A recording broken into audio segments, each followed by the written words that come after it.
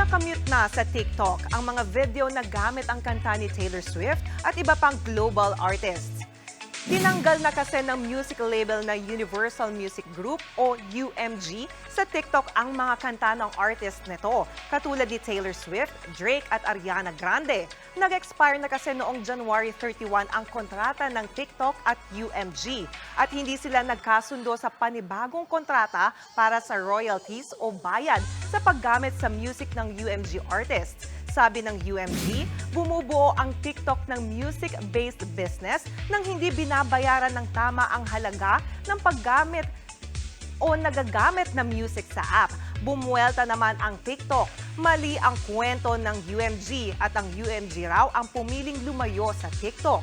Dagdag pa ng TikTok, may mga kasunduan silang nabuo sa pagitan ng music labels at publishers kung saan nauuna ang kapakanan ng artists. Mga kapatid, Jania Lipon po, laging maging updated sa latest sa entertainment and lifestyle para maging una sa balitaan. Bisitahin at mag-subscribe na sa social media pages ng News 5.